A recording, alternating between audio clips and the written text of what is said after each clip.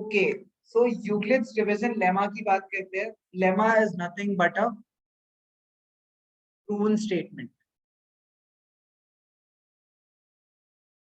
Proven statement कि हमने prove कर चुके हैं वो स्टेटमेंट. Now we can directly use it. We do not use to prove it. Like हम ट्रायंगल से कुछ क्वेश्चंस करते थे, तो हम कुछ थ्योरम्स पढ़ते थे पहले. एक बार हमें वो थ्योरम्स आ गए तो हमसे हर बार तो प्रूव करते नहीं थे. Kind of like that statements nimbus system में लेमा है कि हमें पहले से पता है वो थ्योरम है, वो हमें पहले से पता है. थ्योरम और लेमा में डिफरेंस होता है, पर उतनी डिटेल में हम अभी जाएंगे.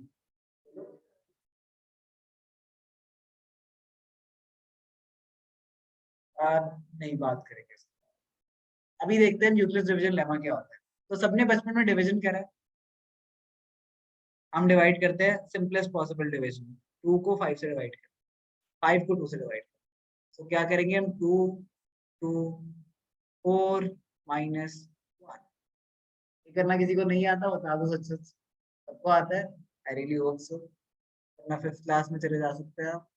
एनीवेज, तो 2 2 4 रिमाइंडर 1. तो ये क्या है हमारा रिमाइंडर.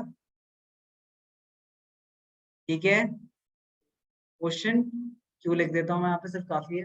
ये क्या है हमारा डिविडेंड, एंड ये क्या है डिवाइजर. ठीक है, हमने एक बहुत ही बेसिक चीज पढ़ी थी. Dividend is equals to divisor into quotient plus remainder. हाँ, तो ये चीज पढ़ी थी हमने. अब हम इन सब चीजों को रिप्लेस कर देते हैं ए बी से. ठीक है, तो मान लेते हैं हम डिवाइजर हमारा बी है. ठीक है, क्वेश्चन हमारा क्यू है, डिविडेंड ए है, एंड देन जो भी हम रिमाइंडर आता है वो आर. मतलब ये कब कर रहे हैं हम? जब बी इज डिवाइडेड बाय, बोलो,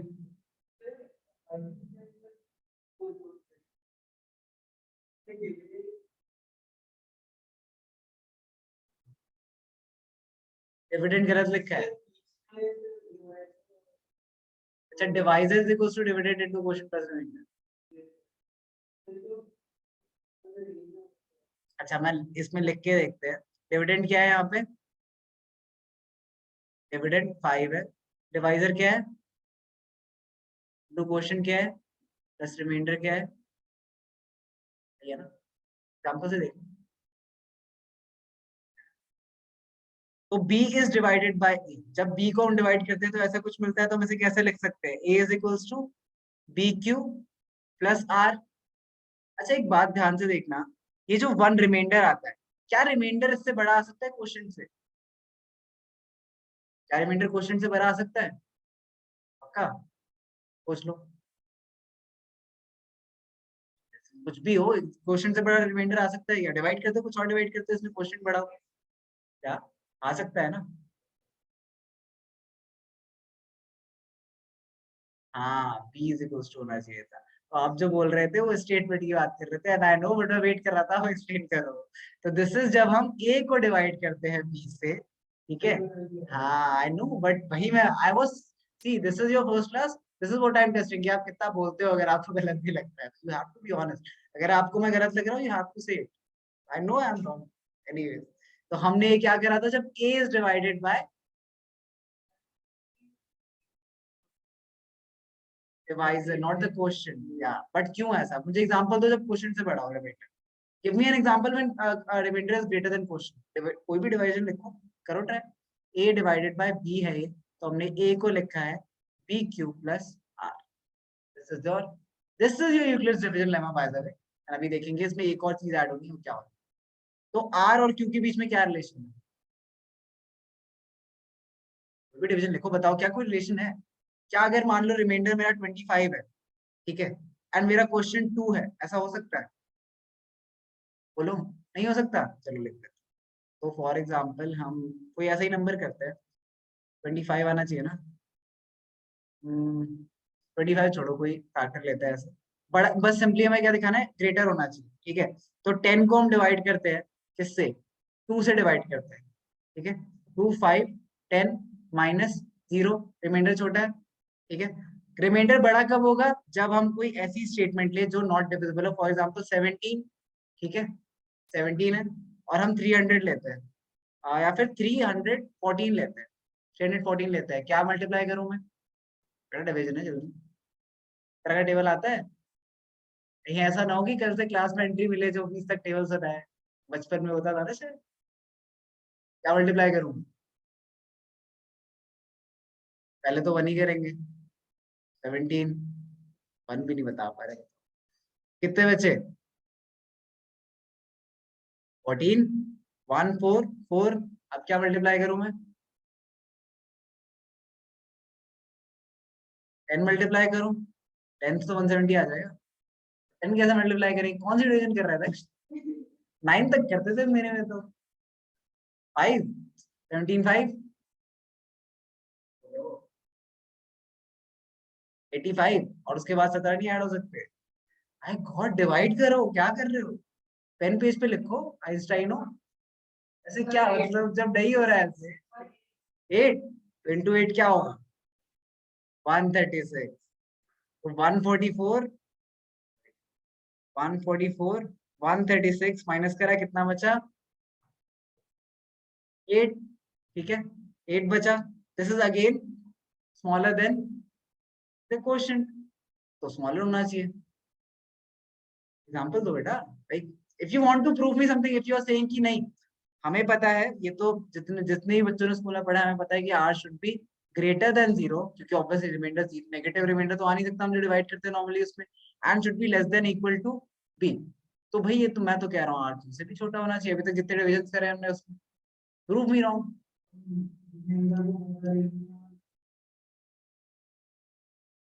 That's a good point। कभी कभी क्या करना होता है, to build an example we can use the lemma. कैसे? फॉर एग्जाम्पल मैं कोई रिमाइंडर लेता हूँ 25, ठीक है, एंड मुझे क्वेश्चन छोटा रखना है। क्वेश्चन छोटा रखना है तो मैं क्वेश्चन छोटा ले लेता हूँ, कोई भी 2। ठीक है, क्वेश्चन 2 ले लेता हूँ। अब यहाँ पे मैं कुछ भी लिख देता हूँ, एक्स वाई लिख देता हूँ। Now X Y should be equal to 2x plus 25। ठीक है, कोई बड़ी वैल्यू ले ले वाई को, वाई को कोई बड़ी वैल्यू ले ले, क्या ले बताओ? 100 ले ले, ठीक है, 100 ले लेते तो एक्स क्या आता है?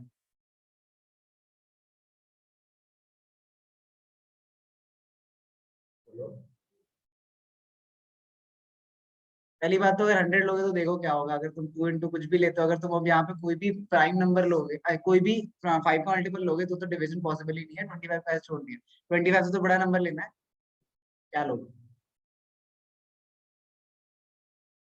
Develop an example, let's pause the recording, I want to say, मतलब क्यों नहीं लगा रहे तुम दिमाग?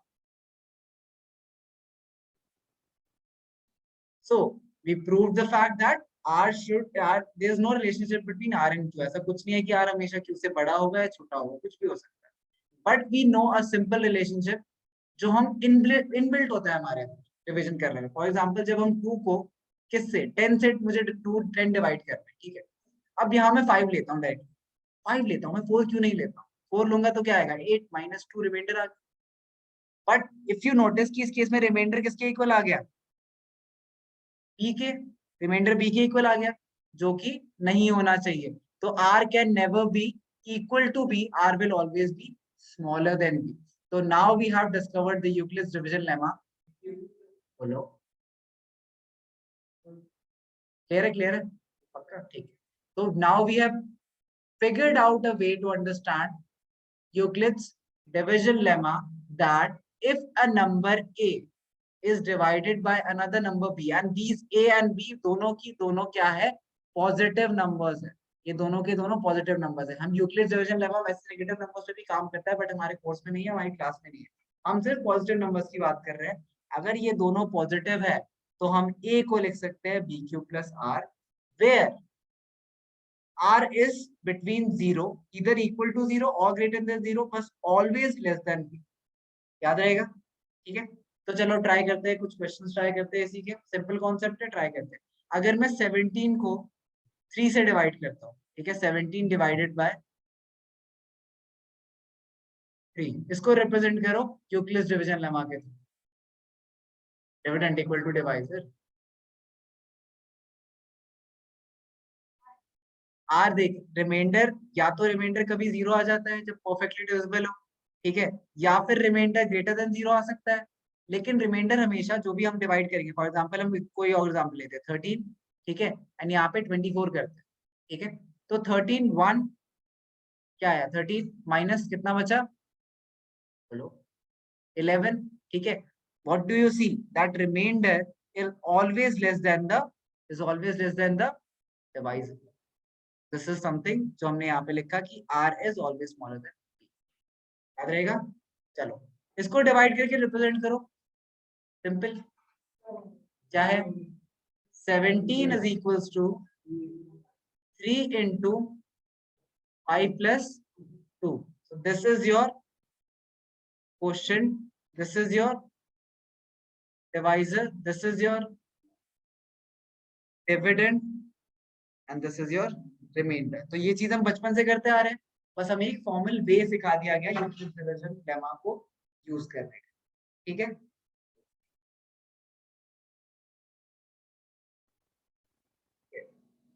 हमने क्या डिस्कस करा था कि 4q के साथ जो भी हो इन क्वेश्चंस में, अभी हम क्वेश्चंस डिस्कस करेंगे जो इसके अलावा भी होते हैं, इन क्वेश्चंस में हमें सबसे पहले ढूंढना है q के साथ क्या है, हमें उसे b ले लेना है।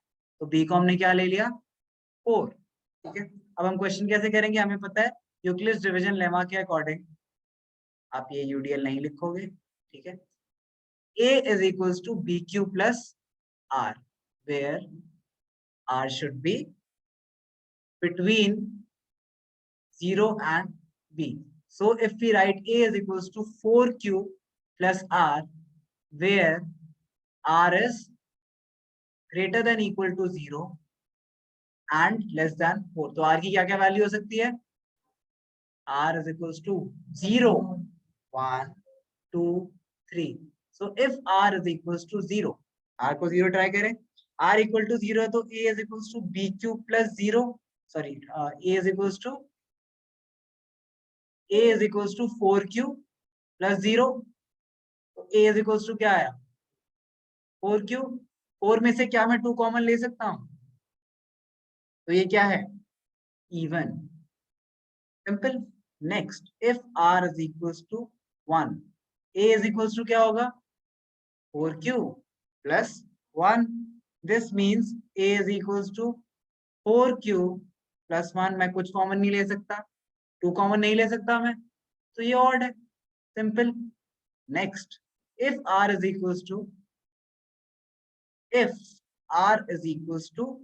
2, a is equals to 4q plus 2, मैं 2 कॉमन ले सकता हूँ, यस, तो 2q plus 1 बचेगा, कॉमन लेना है, कोई ऐसा बच्चा इसको नहीं आता हो, बता दो सच सच, मतलब अभी बता दोगे अच्छा रहेगा। 2q plus 1, तो मतलब ये क्या है इवन, आपको बस ये दिखाना है कि मैंने 2 कॉमन ले लिया ना, आप सिंपली लिख सकते हो ये इवन है, कुछ मैथमेटिक्स है, आपको कुछ कहानी नहीं लिखने की, since we have taken 2 common तो नहीं लिख दिया, 2 कॉमन इवन है, दिख रहा है आगे, क्योंकि इसमें से हम 2 कॉमन नहीं ले सकते। हाँ ये जो q है हमारा, ये q कभी भी हमारा कोई भी नंबर, ये क्या q क्या होता है हमारा, चाहे प्राइम, ये कुछ भी हो सकता है, जरूरी नहीं है कि ये इवन हो, ये जरूरी नहीं है ऑड हो, तो इसके अलावा हम 2 अगर कॉमन ले पाए तो वो इवन है। 2 कॉमन लेना मतलब क्या होता है कि इसका 2 एक फैक्टर है तो वो इवन है, 2 फैक्टर नहीं है, ऑड है।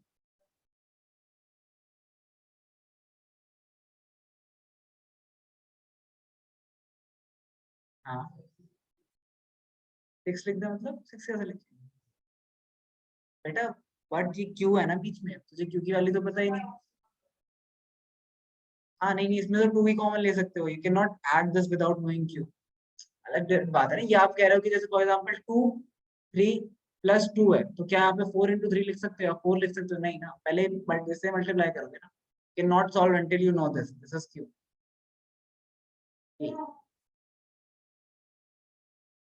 इवन इसलिए हुआ क्योंकि ये 4q है, तो इसमें से मैं 2 कॉमन ले सकता हूँ, कॉमन लेना मतलब क्या, ये a को मैं रिप्रेजेंट कर सकता हूँ कैसे, 2 into 2q, तो जो भी नंबर ऐसे रिप्रेजेंट हो सकते हैं उनका 2 फैक्टर है, वो इवन है।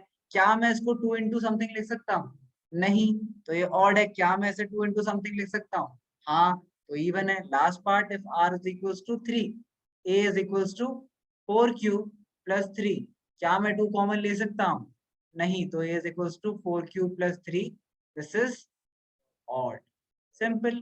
अब odd वाले कौन कौन से हैं, 4q plus 1 and 4q plus 3। Question ने क्या पूछा था कि हर odd नंबर कैसे रिप्रेजेंट हो सकता है, ऐसे हो गया। नहीं ले सकते ना, रूल ही यही है, ले ही नहीं सकते, रूल है। मैं तुझे कहूँ क्लास में नहीं लेट आना, तू लेट आएगा, क्या होगा, एब्सेंट लगेगा, गलत हो जाएगा आंसर। समझ गया ना, नहीं ले सकते, रूल है। लेमा का मतलब क्या है, वो थ्योरम तभी वर्क करेगा जब आप उसके रूल्स के साथ करते हो, ठीक है। नहीं काउंट होगा ना आंसर, फुटबॉल में हाथ से उठा के गोल में मार देगा, वो तो नहीं काउंट होगा ना, रूल नहीं कहता, सोच के देख। ठीक है, ओके।